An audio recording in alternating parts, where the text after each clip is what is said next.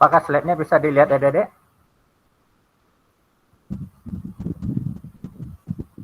Bisa, Pak. Baik, kita mulai ya.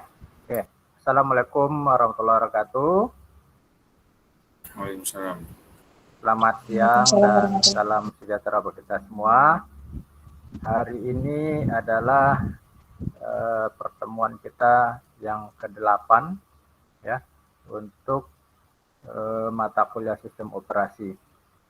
Nah, nanti di minggu depan ya, minggu ke-9 kita akan coba mengadakan UTS ya, ujian tengah semester. Kita nanti buat ujiannya dalam ini ya, dalam kondisi online ya. Nah, jadi kita buat ujiannya online.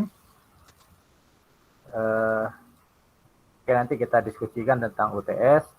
Sekarang kita masuk dulu ke topik disk operating system ya. Nah, disk operating system atau lebih dikenal dengan singkatan DOS ya, atau DOS. Di dalam computer security, istilah DOS ini artinya akan jadi lain ya. DOS itu adalah singkatan dari, adik-adik ada yang tahu panjangan dari DOS untuk computer security?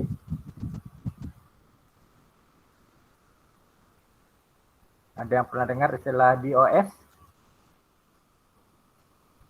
Pernah, Pak. Ya, apa istilahnya itu, panjangannya DOS? Denial of Service ya. Nah, jadi kalau di dalam bidang IT security, DOS itu adalah Denial of Service. Nah, Denial of Service itu nanti akan ada yang versi terdistribusinya ya, yang dikenal dengan istilah DDoS ya, DDoS ya, DDoS, Distributed Denial of Service. Nah, namun pada mata kuliah operating system atau sistem operasi, maka DOS ini adalah disk operating system. Ya. Nah, selanjutnya kita akan memahami dulu apa sih yang dimaksud dengan sistem operasi.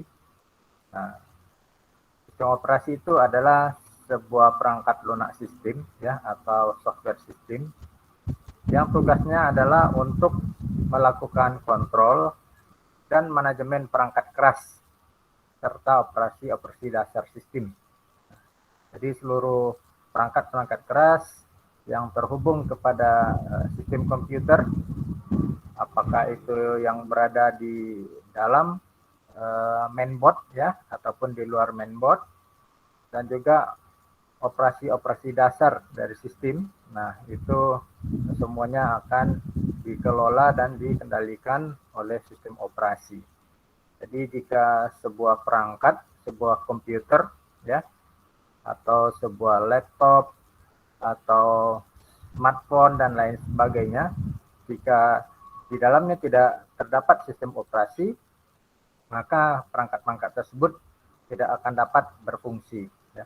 Nah, namun saat ini juga ada beberapa vendor ya menjual laptop misalnya ya, itu dalam versi blank ya, artinya laptop tersebut di dalamnya belum ada sistem operasi.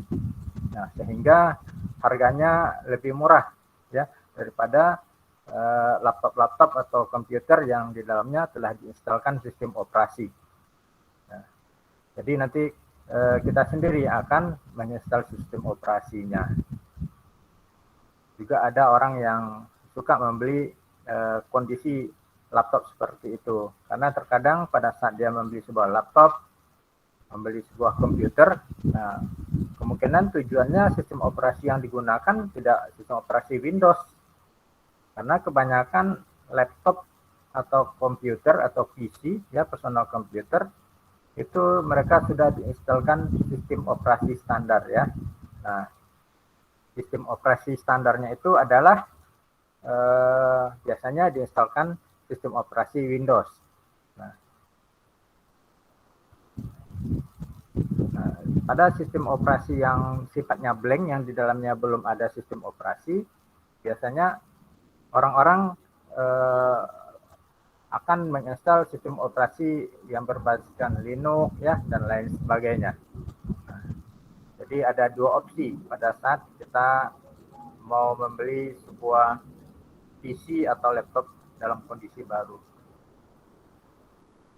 Selanjutnya kita harus memahami dulu ya cara kerja sebuah sistem operasi. Nah, di mana di dalam sistem operasi itu ada 4 komponen utama yang ada di situ ya, ada 4 blok utama.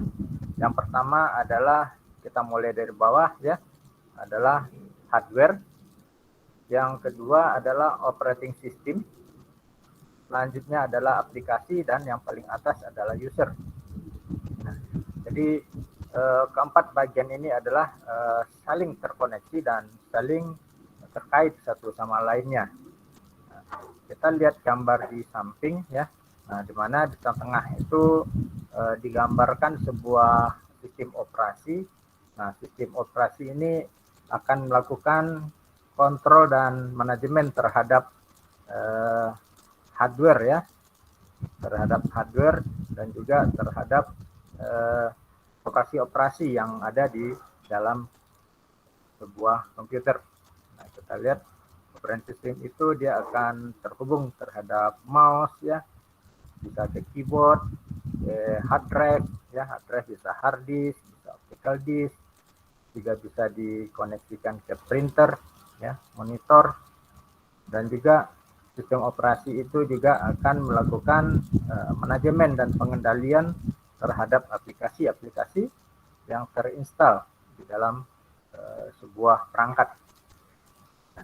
Jadi perangkat yang paling tinggi itu yang akan mengatur, yang akan melakukan operasional terhadap sebuah sistem operasi adalah seorang user. Jadi kalau hardware, operating system dan aplikasinya ada, ya. Nah, kalau user tidak ada, nah itu juga tidak akan terjadi suatu siklus proses.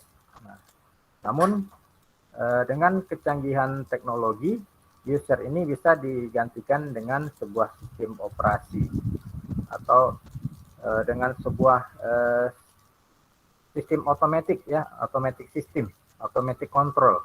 Nah, di mana antara aplikasi, hardware dan operating system itu tanpa kontrol dan kendali dari seorang manusia. Nah, jadi hanya dikendalikan berdasarkan sebuah kontrol sistem. Selanjutnya kita akan mengenal jenis-jenis sistem operasi ya yang pernah ada. Ini ada beberapa sistem operasi yang mungkin kita semua sudah mengenalnya ya. Ada yang dibagi ke dalam sistem operasi untuk smartphone atau handphone ya, dan juga sistem operasi untuk komputer. Untuk smartphone dan handphone sendiri ya, nah, sistem operasi yang digunakan ada yang menggunakan Java ya, ada yang Symbian. Nah, Symbian ini biasa digunakan untuk handphone atau smartphone jenis apa yang ada Dek ketahui? Nokia, Pak. Nokia ya. Nah, jadi produk handphone ya yang memegang merek Nokia. Nah, mereka mempunyai sistem operasi sendiri ya. Nah, sistem operasinya itu terkenal dengan nama Symbian. Terus juga BlackBerry ya. Nah, BlackBerry ini juga mempunyai sistem operasi sendiri. Terus yang sekarang sangat digandrungi ya, hampir semua orang menggunakannya, yaitu sistem operasi Android. Nah, sistem operasi Android ini biasanya diinstalkan pada laptop yang berbasis Android ya, juga pada smartphone, handphone dan lain sebagainya. Nah, sistem operasi Android ini cukup ringan ya, banyak aplikasi-aplikasi yang bisa digunakan ya atau dijalankan pada sistem operasi Android ini. Nah, juga aplikasi-aplikasi yang tersedia juga banyak yang dalam software gratisan ya, aplikasi gratisan bebas di-download. Terus operasi selanjutnya adalah iOS ya. Sedangkan untuk jenis operasi yang biasanya digunakan oleh sebuah komputer atau perangkat komputer, ya, yaitu yang pertama adalah DOS, ya, Disk Operating System. Yang kedua Windows. Nah, ini sistem operasi yang banyak digandrungi, ya, oleh para user, sehingga menjadi sistem operasi yang idola, ya, sama seperti sistem operasi Android pada handphone, ya, atau smartphone. Nah, jadi aplikasi Windows ini sangat mudah dioperasikan, ya. Namun untuk sistem operasi originalnya, ya, itu tetap berbayar, ya, tetap berbayar. Sedangkan aplikasi-aplikasi turunannya itu kebanyakan gratis juga. Nah, terus selanjutnya untuk komputer yang menggunakan sistem operasi Linux, ya. Nah, ini sistem operasi yang bersifat freeware, ya. Nah, jadi sistem operasinya tidak berbayar, gratisan, dan juga di mana seorang user bisa melakukan development, ya, pengembangan, ya, membuat script tambahan dan lain sebagainya. Terus juga untuk sistem operasi komputer lainnya yaitu adalah sistem operasi macOS. Nah, sistem operasi macOS ini agak sedikit spesifik, ya. Nah, hanya kebanyakan aplikasi-aplikasi tambahan, ya, aplikasi turunan yang akan diinstal itu kebanyakan aplikasi-aplikasi yang berbayar, ya. Sistem operasi Mac ini juga termasuk sistem operasi yang berbayar. Nah, namun di antara berbagai macam sistem operasi ini yang digunakan oleh komputer, nah, untuk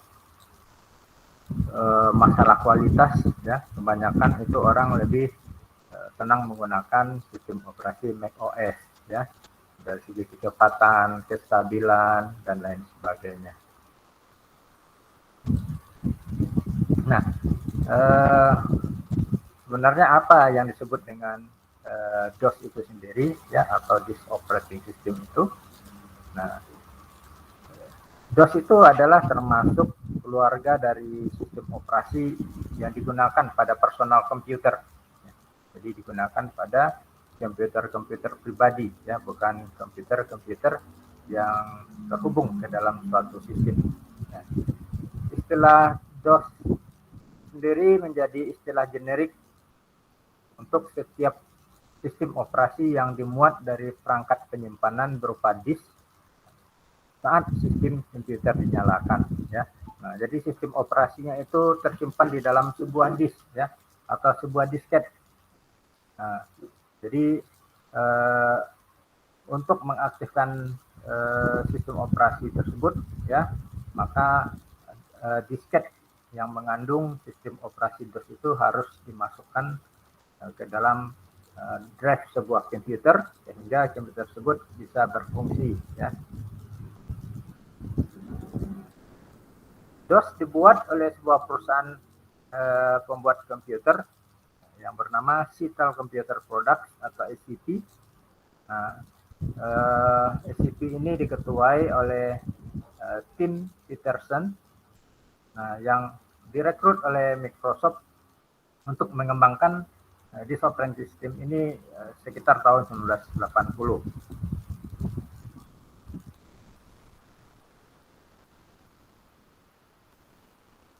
Terus sistem operasi DOS itu juga dikembangkan namanya menjadi QDOS, ya. Nah, Q itu adalah singkatan dari Quick and Dirty Operating System, ya. Nah, terus pada tahun sekitar 86, ya, kemudian berubah menjadi nama DOS 86, ya, biasanya 86 DOS. Nah, ini berdasarkan kepada prosesor yang digunakan untuk DOS tersebut, yaitu prosesor 8086.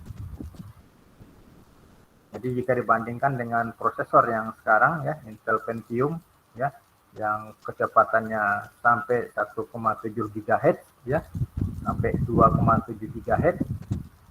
Jika dibandingkan dengan komputer dengan prosesor Intel 806, itu kecepatannya ibarat antara langit dan bumi ya, jauhnya. Kecepatannya sangat-sangat rendah sekali, 8086. Nah, selanjutnya prosesor 8086 ini meningkat menjadi prosesor 8088. Nah, setelah itu baru masuk ke prosesor Intel Pentium 1, 2, 3, 4 ya. Ada selanjutnya baru masuk ke prosesor berkecepatan tinggi. Nah, di sini tim dari Microsoft ya, dia membeli lisensi seharga 50.000 US dollar ya, itu harga pada saat itu dari Citel Computer Product (CP) dan mengubah namanya menjadi MS-DOS. Ya. Nah, jadi dari QDOS ya, dari QDOS diubah menjadi MS-DOS. Nah, di mana MS itu adalah singkatan dari nama perusahaan Microsoft, jadi MS-DOS. Nah, jadi dia mengakuisisi QDOS yang diciptakan oleh perusahaan SCP tadi.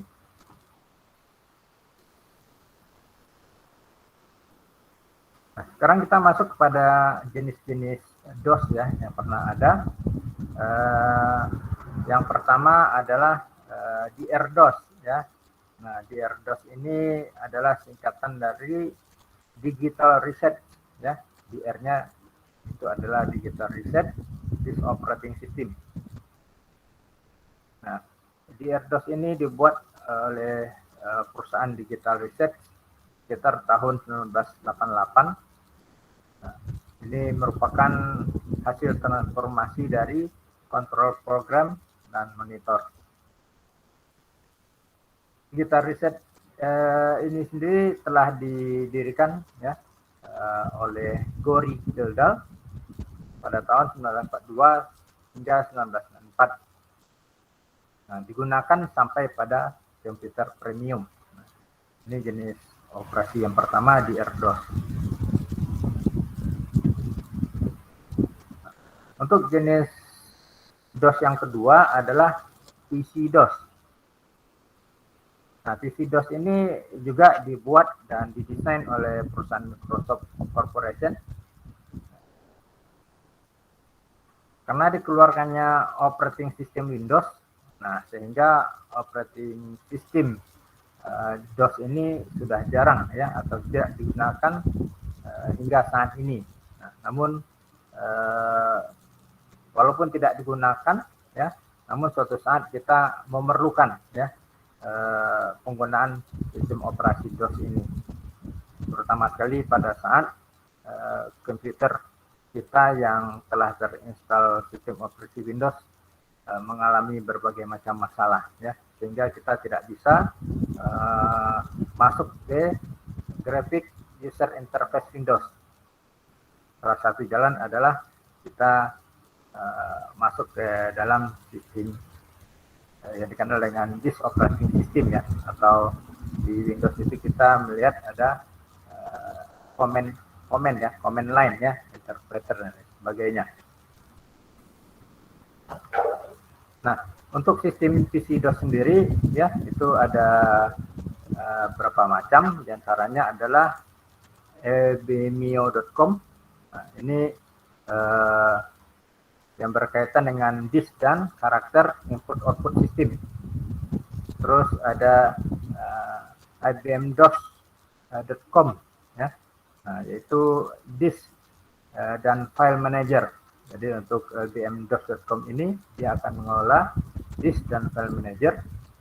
Dan yang terakhir adalah command.com. Ini adalah command processor atau shell primitive. Nah, selanjutnya adalah jenis yang ketiga adalah MS-DOS. MS-DOS ini dirancang oleh perusahaannya di Microsoft Corporation.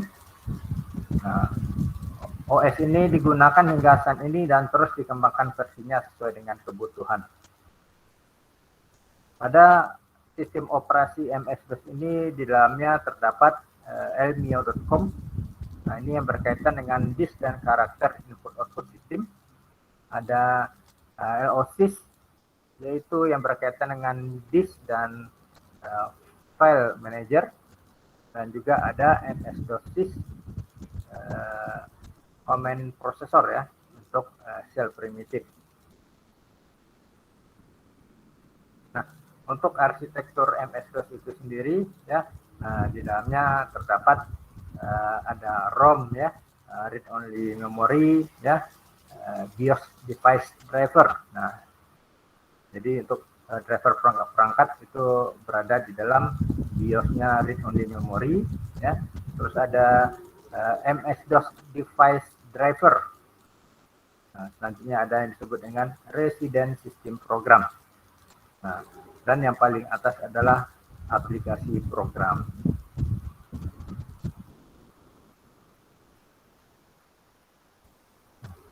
Tadi kita mengenal istilah memory resident ya. Nah, jadi program memory resident itu adalah program yang dimuat ke memori dan tinggal di memori ya, atau terminate and stay resident setelah kembali ke from A. Nah, jadi pada saat kita memasukkan disketnya ya ke dalam sebuah drive komputer, maka sistem operasi itu akan dimuat ke dalam memori ya, dan tinggal di dalam memori komputer. Nah, program resident akan berada tepat di atas sistem operasi, dianggap sebagai bagian dari sistem operasi. Bila program dijalankan, program aplikasi mana program aplikasi tersebut yang akan diletakkan di atas program resident, sehingga program resident tetap utuh. Nah, jadi pada saat program resident ini berada di dalam sebuah komputer, terus ada aplikasi yang akan dijalankan atau diinstal, maka aplikasi tersebut di posisinya berada di atas program resident. Nah, sehingga program resident ini tidak terganggu oleh aplikasi baru yang diinstalkan. Nah, untuk menjalankan program ini digunakan tombol tertentu yang disebut dengan tombol pengaktif atau hotkey. Nah, jenis lainnya dari DOS adalah Novel Personal Network. Nah, ini merupakan versi DR-DOS yang dijual kepada Novell karena perusahaan yang menaungi IBM mengalami kebangkrutan ya, atau Novell mengakuisisi Digital Research Corporation. Nah, jenis yang selanjutnya yang disebut dengan jenis Caldera ya. Nah, Caldera ini adalah versi Novell Personal Network yang dijual kepada Caldera Corporation.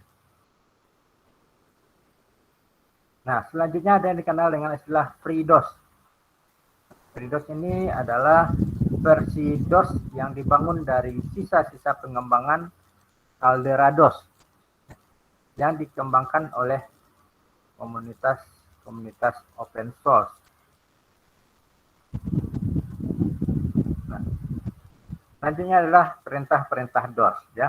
Nah, jadi di sini ada dua penggolongan perintah DOS ya, yaitu perintah internal atau internal command, dan juga ada perintah eksternal atau external command ya. Nah, saya berikan waktu sekitar 5 menit ya, silakan masing mahasiswa mencari ya contoh perintah internal ya, terus menyebutkan fungsinya dan sebagainya. Nah, juga termasuk untuk perintah eksternal. Nah, jadi perintah internal itu contohnya apa, untuk apa ya, terus perintah eksternal seperti apa. Saya berikan adik-adik waktu 5 menit untuk mencari informasinya. Nanti secara random saya akan panggil ya dari adik-adik untuk menyampaikan ya perintah-perintah internal dan perintah eksternal ya. Sekarang jam 14.17 ya. Nah, kita berikan waktu sampai 14.25 ya. Silakan adik-adik cari perintah-perintah yang ada di dalam DOS, apakah itu perintah internal ataupun perintah eksternal ya. Silakan adik-adik, nanti saya akan panggil satu-satu ya berdasarkan nama yang ada di absen untuk menjelaskan apa yang dia buat ya.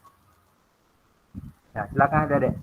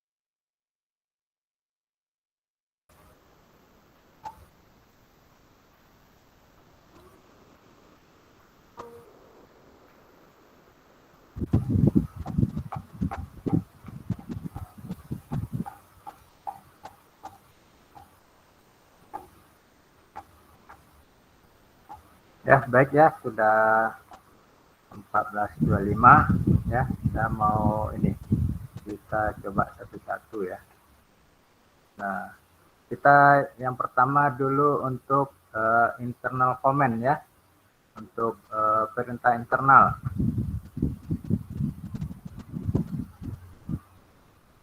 Kita cukup satu orang aja ya. Satu orang satu perintah saja menyebutkan ya. Perintah dan fungsinya buat apa ya.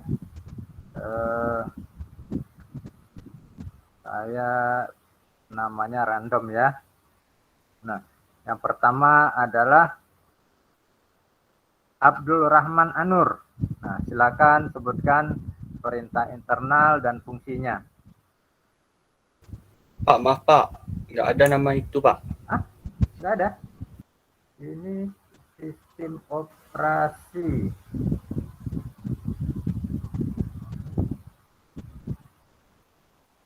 (2020 2021). Bukannya ini kali ya. Bentar, saya cari namanya dulu.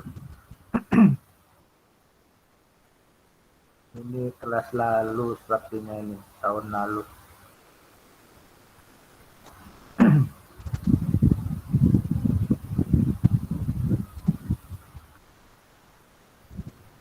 Itu betul Pak. Ya, benar ya. Nah, kita Benar, Pak. yang pertama Reno Widi Respati ya. Silakan sebutkan satu ini ya, internal comment, perintah internal dari DOS ya, dan sebutkan fungsinya. Perintah internal comment. Copy. Fungsinya menyalin satu atau beberapa berkas dari satu lokasi ke lokasi lainnya yang ditentukan. Perintah ini memiliki dua parameter, yakni parameter sumber berkas dan tujuan ke mana berkas akan disalin. Oke, perintah copy ya tadi ya. Perintah Yang copy, Pak. kedua, untuk perintah internal yang kedua, Renal Ahmad Farhan.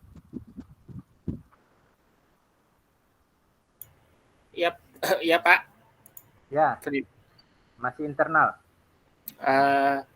Yang kedua, date. Perintah ini akan menampilkan tanggal saat ini. Perintah ini juga dapat mengset tanggal komputer. Perintah apa tadi? Kurang jelas suaranya. Date, Pak. Apa date ya? Ya, DATE. Oh ya. Oke. Selanjutnya siapa lagi ini yang ketiga? Yuni Suseno.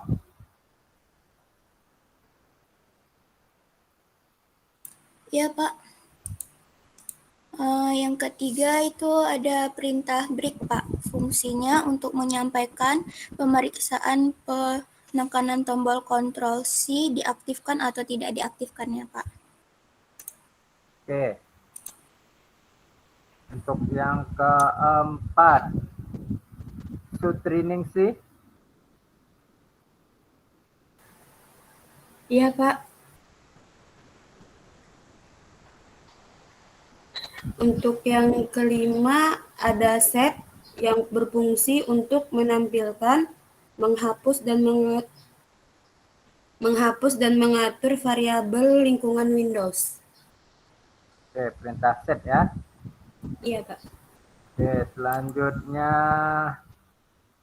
Valentino Bagaskara. Perintah internal.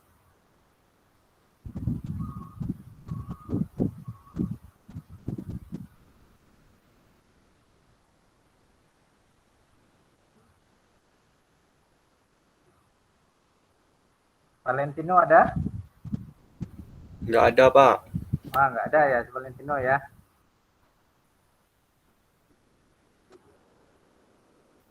Kevin Samuel.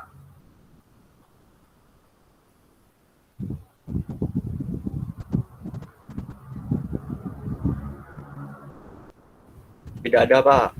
Kevin Samuel juga tidak ada, ya. Anissa Fitri, Iya Pak. ya silakan Anissa. Yang selanjutnya itu perintah rename untuk digunakan untuk memberi atau mengubah nama pada suatu berkas, Pak. Oke. Kemudian nama sebuah berkas. Terus Tiara Dwi Karisma.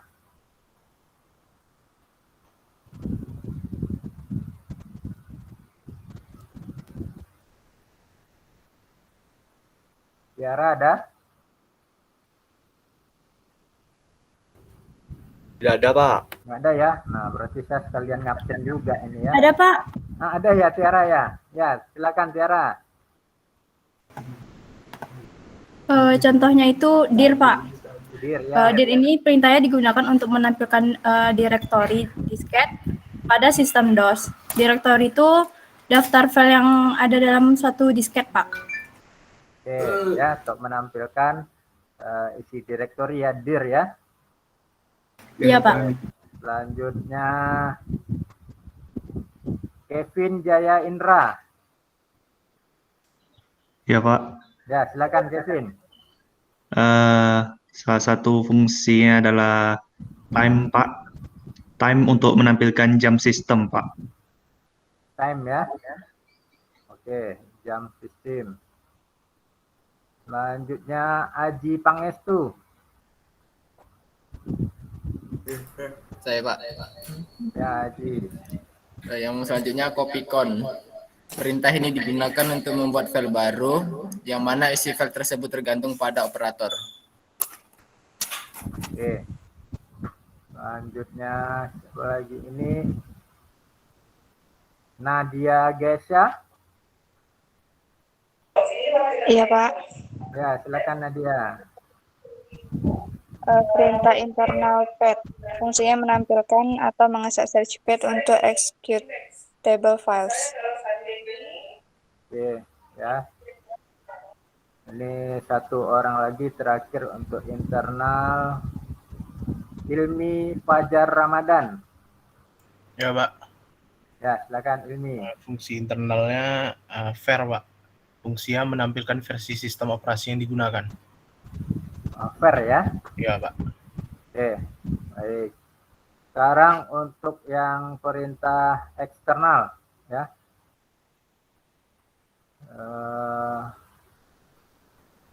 Zakia Maulina. Iya Pak. Ya, perintah eksternal. Contoh perintah eksternal yang pertama yaitu ada tree. Fungsinya untuk menampilkan secara grafis struktur direktori dari sebuah drive atau pad. Oke, perintah tree ya. Iya Pak. Oke, selanjutnya Yuni Suseno. Ya Pak. Yang selanjutnya diskom Pak. Fungsinya untuk membandingkan isi disk dalam drive sumber dengan isi disk dalam drive target Pak. Oke, ya. Yang ketiga Nuzulul Komarudin Al-Islami.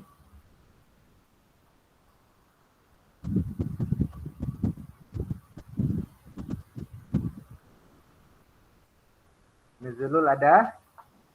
Ada Pak. Oh, nggak ada berarti ya. Nah, tidak hadir ya. Yang selanjutnya itu mem atau parameter Pak. Oh, ada Itu dengan Nuzulul. menampilkan informasi memori sistem akan baik sekali untuk mengetahui besar ruang memori yang diperlukan suatu program yang akan ditempatkan pada memori. Parameter yang digunakan. Oh, udah itu Pak. Oke, ya. Nah, selanjutnya Syahrul Mahesa Yetris.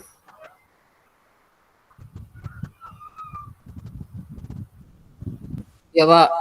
Ya, Syahrul. Selanjutnya yaitu terdapat format. Berfungsi untuk memformat disk pada drive yang dinyatakan supaya bisa menerima file-file MS dan DOS. Ya, format ya, perintah format. Ya, Pak. Selanjutnya Wahyu Aldiansah. Ya, hadir, Pak. Ya, Selanjutnya itu ada label, Pak. Fungsinya itu untuk membuat, mengubah, atau menghapus label volume dari suatu disk. label ya. Ya, Pak. Oke. Selanjutnya perintah eksternal Dwi Saputra. Ya Pak. Kemudian yang selanjutnya itu color Pak, untuk mengubah warna di tampilan command prompt Pak. Color ya. Ya color Pak. Ya, oke. Selanjutnya Muhammad Farhan Al-Rasyid. Ya Pak, hadir Pak. Ya, silakan Farhan. Oke, selanjutnya ada start Pak, berfungsi Start. untuk membuka jendela baru untuk menjalankan perintah atau program yang spesifik. Oke, ya. Kita start. Terus selanjutnya Imperia Prestige Sinaga. Iya Pak, sebentar ya Pak. Ya, silakan. Ini Pak. Label tadi udah Pak. Label udah. Oke Pak. FDIS belum kan Pak? Belum. Oke Pak. Nah, FDIS ini punya fungsi untuk mengkonfigurasi partisi suatu harddisk untuk MS-DOS. Nah, sintaksnya itu adalah FDIS string status, string MBR. Dan contohnya itu adalah A format, B string S. Oke ya, FDIS ya. Iya Pak, FDIS. Oke, selanjutnya Reno Widi Respati. Sudah, Pak. Hah? Oh, Reno udah tadi ya. Oh ya. Reno sudah ya, Reno. Sutri Ningsih. Iya, Pak. Ya, silakan Sutri. Selanjutnya ada backup yang berfungsi untuk menyalin file dari sebuah media penyimpanan.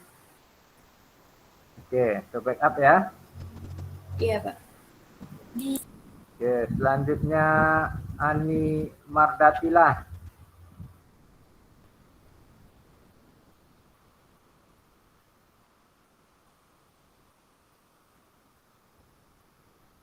Ani Mardatilah ada?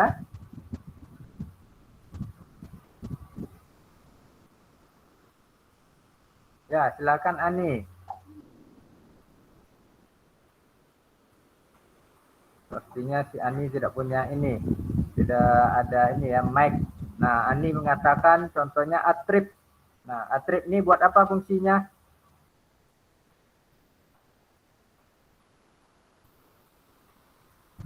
Fungsinya untuk menambah atau menghapus berkas baru.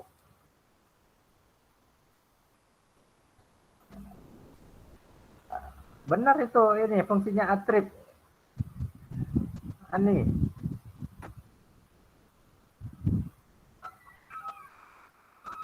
Kalau saya nggak salah, attrib itu untuk ini, untuk menghiddenkan ya, atau menyembunyikan file. Misalnya perintahnya attrib minha nama file misalnya. Oke, nanti kita cek ya. Terus selanjutnya Nadia Geisha. Iya, Pak.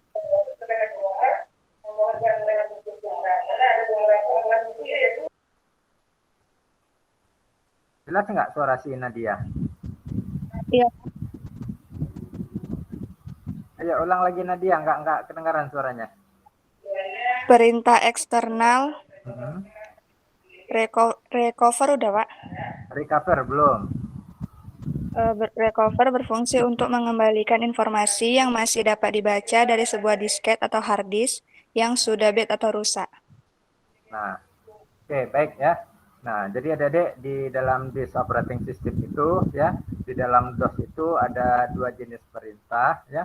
Ada perintah eksternal dan juga perintah internal ya.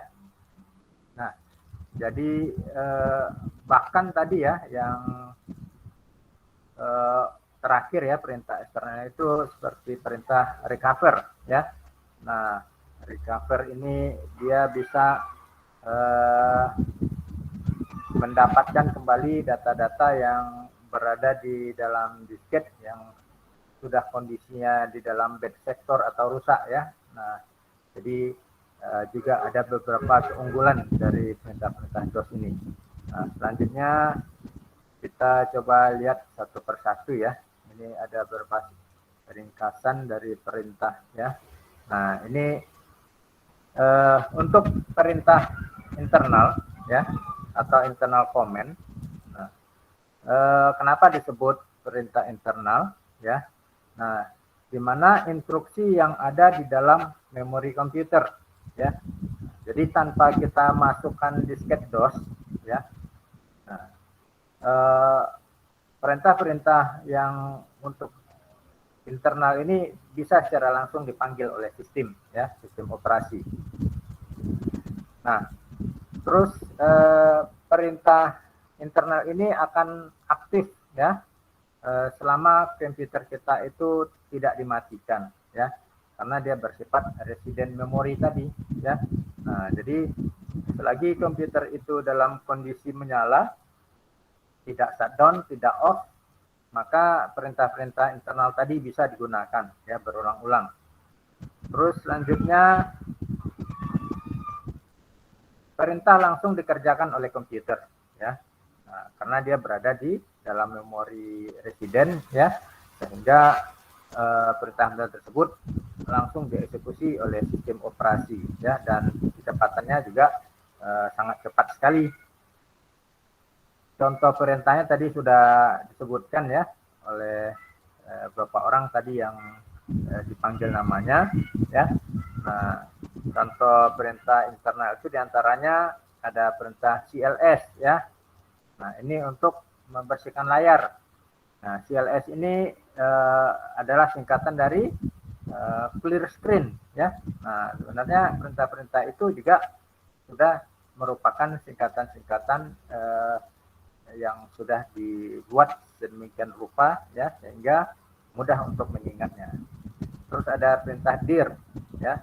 Nah, ini untuk melihat ya isi directory ya. Terus perintah copy ya, ini untuk menduplikasi file. Terus ada perintah ren. Nah, ren ini singkatan dari rename ya. Nah, jika kita ingin mengganti nama file ya, kita cukup mengetik ren ya. Misalnya nama filenya adalah John ya, john.txt. Nah, kita buat perintah ren john.txt spasi badu.txt. Nah, sehingga file yang tadi namanya john.txt berubah menjadi badu.txt. Nah, ini sama dengan kalau kita di Windows, kita cukup klik kanan ya, klik kanan properties. Nah, di sana ada menu rename ya untuk mengganti nama. Terus juga ada perintah del. Nah, del ini untuk menghapus ya. Terus ada perintah date ya untuk menunjukkan tanggal dari sistem. Terus ver. Nah, ini untuk menunjukkan versi sistem operasi yang digunakan. Terus ada time ya, ada type, ada erase. Nah, erase ini juga fungsinya menghapus ya, tapi berbeda dengan perintah del. Nah, terus juga ada perintah from. Ini beberapa perintah yang berada di dalam internal command dari sebuah sistem operasi. Nah, selanjutnya untuk perintah eksternal ya atau external command. Nah, kenapa dia disebut dengan perintah eksternal? Karena filenya berada di luar memori ya, yaitu di disket. Nah, kalau internal tadi perintah-perintahnya sudah tersimpan di memori resident ya, memori sementara yang ada di sebuah komputer. Nah, untuk perintah eksternal, file perintah tersebut berada di dalam disket. untuk memberikan perintah ini harus ada filenya, ya. Jadi di dalam disket itu adalah nama file-file yang bisa digunakan. Untuk menjalankan, harus dicari dulu ke memori dengan cara ketik nama file tersebut. Perintah tidak langsung dikerjakan oleh komputer pada waktu komputer dinyalakan. Jadi pada saat komputer dinyalakan, perintah itu belum ada, ya, kecuali pada saat disketnya sudah dimasukkan dalam komputer. Nah, contoh dari perintah untuk external command ini, ya, misalnya perintah format, ya. Nah, ini untuk memformat sebuah disket, sebuah hard disk dan lain sebagainya. Terus perintah diskopy, ya, ini mengcopy dari sumber, ya, ke tujuan. Nah, tapi yang dikopikan adalah semuanya, termasuk sistem yang ada di tempat asal, ya, ke tujuan. Terus label, ya, terus ada com, ya, ini untuk membandingkan. Terus CHKDSK. Nah, CHKDSK ini untuk mengecek kondisi disket atau hard disk, ya. Nah, jadi kita ingin tahu di disket kita itu atau di hard disk kita ada bad sector, ya, atau ada kerusakan. Nah, kita cukup mengetikkan CHKDSK. Terus ada mode, ya, terus ada diskom dan lain-lain. Banyak sekali perintah-perintah DOS ini, ya.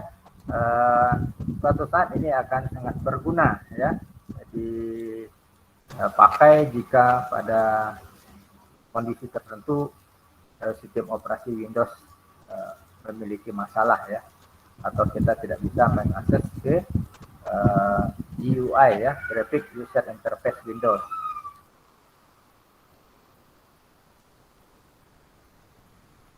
Nah, selanjutnya ada yang disebut dengan command interpreter.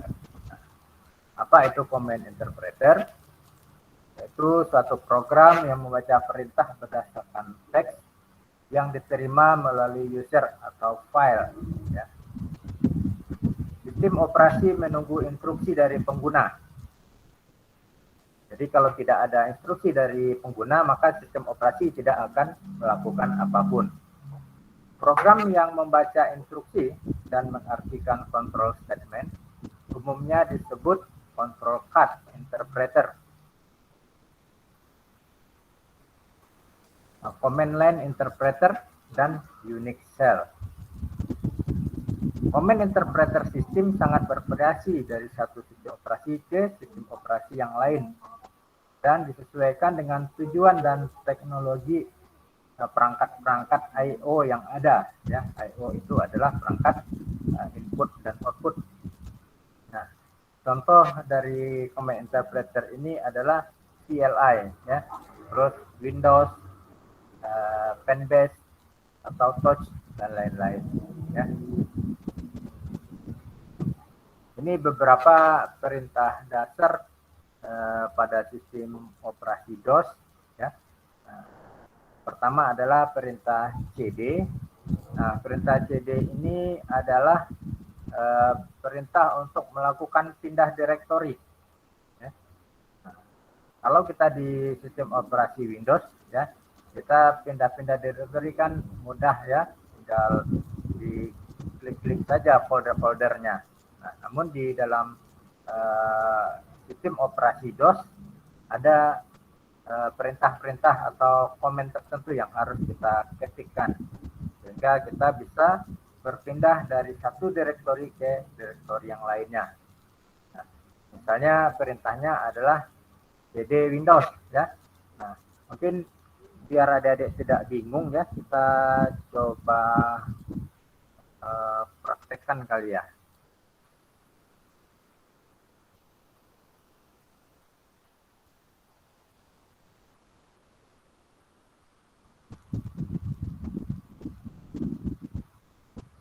Nah, biasanya adik-adik yang pernah pergi ke text line ya atau command line. Biasanya di sini kita mengetik perintah apa? Adik-adik? CMD ya. Nah, CMD. Nah, kita sudah masuk ya ke command line ya, command line Windows. Nah, di sini perintah-perintah dari DOS tadi bisa kita gunakan ya. Nah, sekarang kita berada di directory user ya. Nah, ini directory Dalismanto. Nah, misalnya kita mau berpindah ke directory user misalnya ya, atau kita lihat dulu directory Dalismanto ini sekarang isinya apa ya.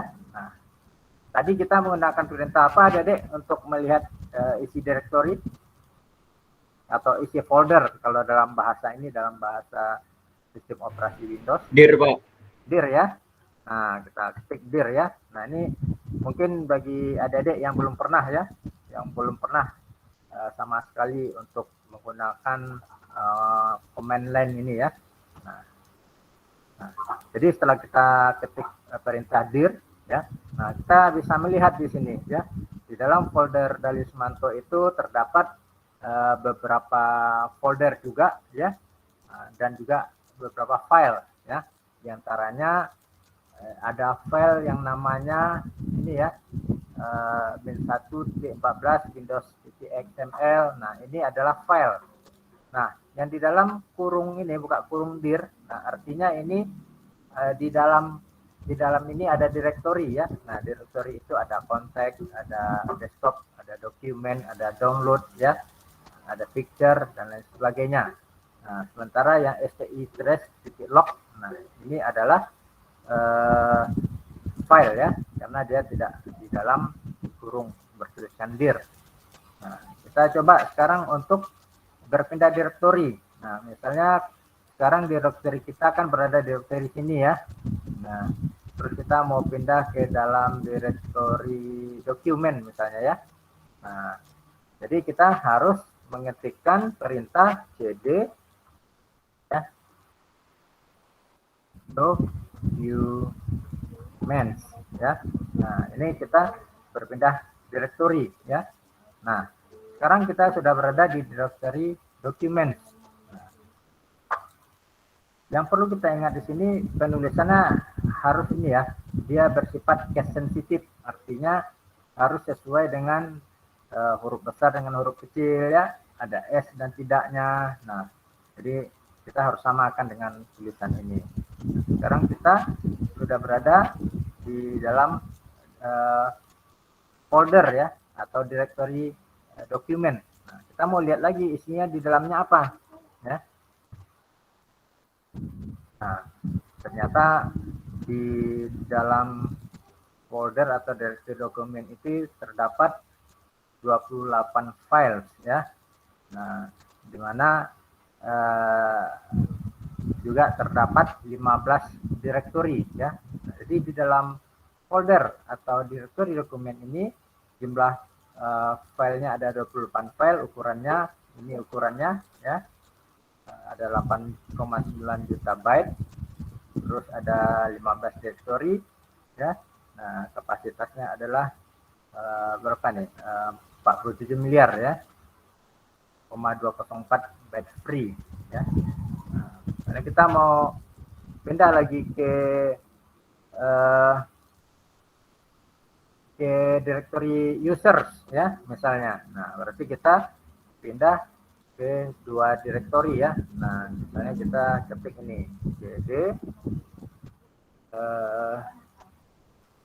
ini kalau saya masih ingat ya, ini di tahun 95 nih dapatnya kayak gini ya.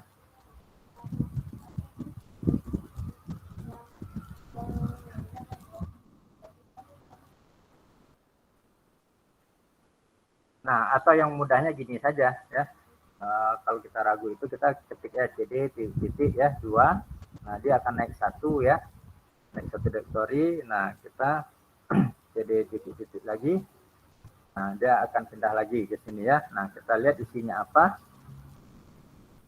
Nah, isinya ada 4 folder ya, 4 directory. Nah, di mana 2 directory itu itu ada direktori publik dan dari Semanto ya.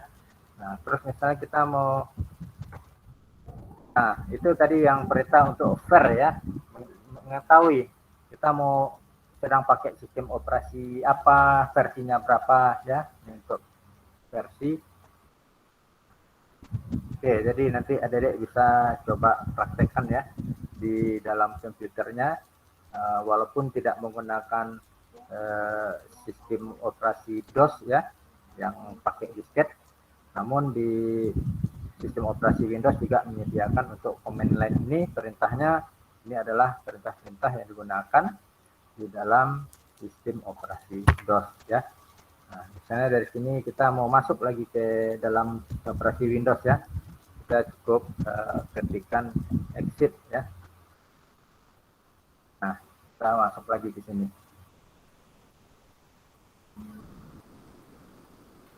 Nah, terus juga perintah copy ya. Nah, bagaimana cara mengcopy file ya menggunakan perintah DOS, nanti bisa dipraktekkan. Terus yang ketiga perintah copy file ya.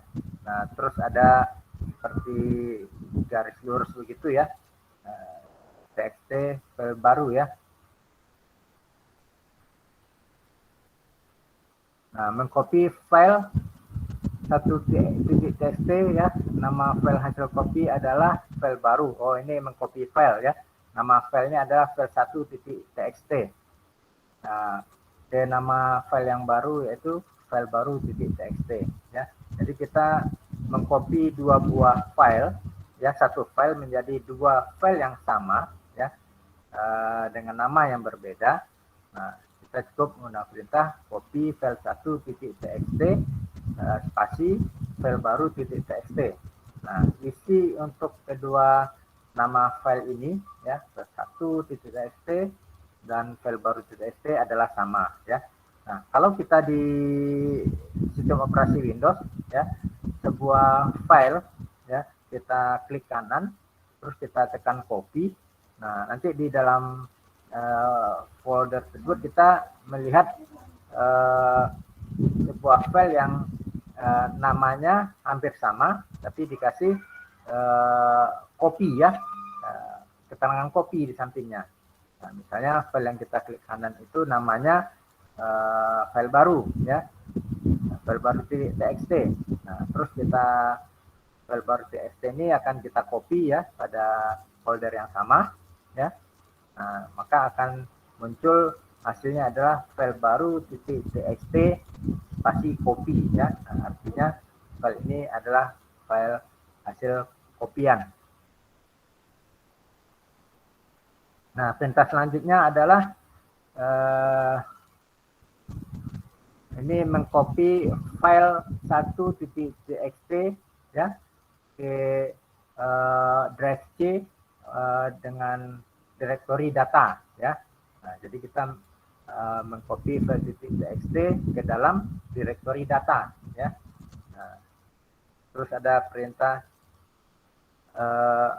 copy file 1.txt ya, C.2 /data /file baru txt. Nah, artinya kita mengkopikan file 1.txt ya ke dalam file baru .txt yang berada di dalam direktori atau folder data ya. Nah, terus ada perintah dir. Nah, dir tadi ya, tadi kita sudah jalankan perintah dir. Nah, itu perintah menampilkan isi dan direktori. Nah, terus selanjutnya perintah dir A ya. Nah, dir A ini artinya dir A.2 ya, menampilkan file dan direktori pada drive A. Misalnya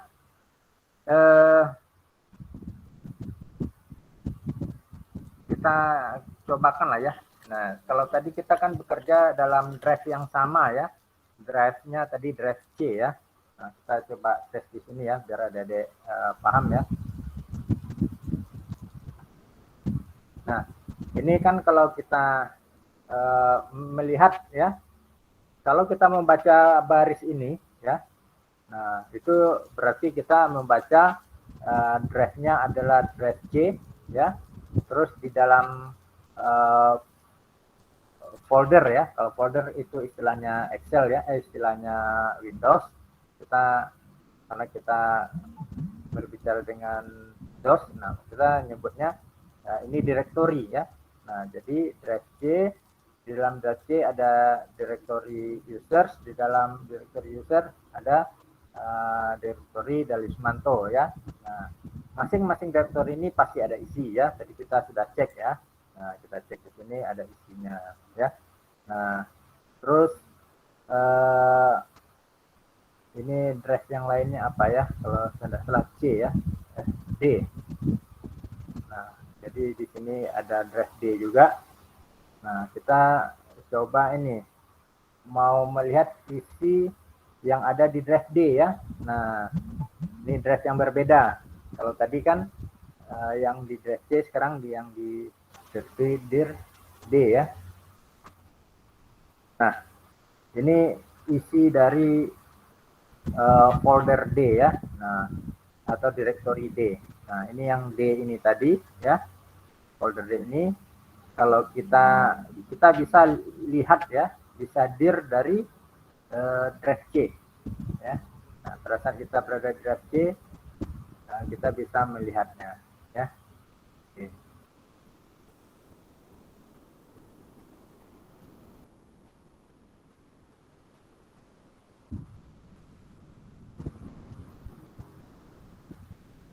Oke, kita lanjut ya. Nah, ini sudah. Nah, kita masuk ke yang disebut dengan PROM ya dan PATH ya. Sistem operasi DOS ya merupakan sistem operasi yang menggunakan antarmuka dengan pengguna berbasis teks ya. Nah, tadi kita lihat ya, kita masuk ke dalam DOS tadi ya, yang text line tadi, kita mengetikkan CMD ya, maka terlihat sistem yang digunakan adalah berbasiskan teks ya, jadi tidak ada bentuk gambar-gambar, animasi dan lain sebagainya. Nah, dia berbasis teks atau text mode user interface dengan tanda kesiapan menerima perintah dari pengguna ya, yang disebut dengan PROM. Nah, jadi tadi ada C-PROM, ada D-PROM ya. Nah, PROM itu di dalam DOS ditandakan dengan tanda besar ini ya, tanda besar, simbol besar ini ya. Nah, misalnya ini C.2 backslash tanda panah ya, panah ini, atau C.2 DOS backslash. Nah, ini merupakan namanya di PROM ya. Sekarang berada di PROM C. Sistem operasi ini juga bersifat single tasking ya. Artinya hanya dapat menjalankan satu program pada waktu saja ya. Dia bukan multitasking seperti sistem operasi Windows. Nah, dia hanya menjalankan satu operasi dalam satu waktu saja. Menjalankan prosesor pada modus real ya, atau modus real mode, dan hanya dapat mendukung satu pengguna dalam satu waktu single user ya. Nah, selanjutnya adalah fungsi dan fasilitas DOS. Nah, apa saja fungsi dari DOS ini? Yang pertama adalah mengorganisasikan atau mengendalikan kegiatan komputer. Yang kedua adalah mengatur memori. Selanjutnya mengatur proses input dan output data. Nah, selanjutnya manajemen file. Dan yang terakhir adalah manajemen directory. Apa saja fasilitas dari DOS ini? Di antaranya menampilkan daftar file dan directory, menampilkan struktur file dan directory, mengganti nama file, memindahkan file, dan mengganti nama directory, dan juga termasuk untuk menyalin file. Tentunya terdapat kelebihan dan kekurangan dari disk operating system ini ya, atau sistem operasi DOS. Nah, kelebihannya antara lain dapat lebih mudah membuat folder bersama subfoldernya ya. Jadi untuk membuat folder dan subfolder sangat mudah sekali. Dapat melihat file di suatu hard disk atau folder secara keseluruhan ya, maupun yang di hidden. Jadi ada file-file atau folder yang disembunyikan, dihiddenkan. Nah, dengan sistem operasi DOS ini itu bisa dilihat ya. Terus selanjutnya dapat mengcopy file lebih cepat dibandingkan sistem operasi berbasis GUI ya. Nah, dia lebih cepat dalam hal melakukan copy file ya. DOS menampilkan program yang lebih realistis dibandingkan Windows karena beberapa komen dari Windows itu sendiri mengadaptasi dari DOS ya. Nah, tadi kita lihat ya komen-komen yang ada di dalam ini, di dalam Windows itu mengadaptasi perintah-perintah yang ada di DOS. Nah, misalkan komen virus untuk menyembunyikan atribut ya. Perintahnya sederhana untuk digunakan ya. Nah, kelebihan DOS lainnya adalah DOS tidak memakan banyak ruang pada hard drive, hanya sekitar 8 MB untuk instalasi penuh. Nah, bayangkan dengan kita menginstal sistem operasi Windows, berapa giga hard disk yang diperlukan ya. Nah, kelebihan lainnya adalah DOS adalah operating system yang mendasar pada semua produk Windows ya, dan mendiskontokan baris NT ya, NT, Win 2000, Win XP dan lain sebagainya. Nah, satu hal yang juga menjadi kelebihan di OS ini adalah DOS harganya murah ya, dan gratis jika kita ambil di internet. Nah, di samping kelebihan, tentunya ada kekurangan dari DOS ini ya. Yang pertama adalah risiko kehilangan file lebih besar jika seorang user ceroboh atau tidak fokus ya. Nah, misalnya seorang user dia mengetikkan perintah del bintang titik bintang ya. Nah, itu adalah perintah untuk menghapus semua nama file ya. Nah, jadi kalau dia tidak jeli tertuliskan perintah itu, maka terhapuslah semua filenya. Terus kekurangannya juga adalah tampilannya kurang menarik ya. Nah, tampilannya seperti Adik lihat tadi ya, dia backgroundnya warna hitam, tulisannya warna putih ya, tidak ada gambar-gambar, tidak ada animasi dan lain sebagainya. Terus pengoperasiannya masih berbasis teks ya, berbasis tagline. Tidak ada GUI ya, tidak termasuk social dan pihak ketiga GUI. Jadi otomatis lebih ribet karena pakai command line interface, dan interface pada instalasi dasar baris perintah saja. Windows yang sekarang yang berbasiskan NT teknologi tidak begitu kompatibel dengan program DOS. Nah, buktinya adalah jika kita menjalankan program DOS tanpa lewat CMD, langsung ditutup oleh Windows-nya. Lebih sulit untuk digunakan daripada Windows ya. Oke, Adik, saya rasa ya perkuliahan kita hari ini sudah sampai pada slide yang paling terakhir. Sampai di sini ada yang mau ditanyakan atau diskusikan, Adik-adik?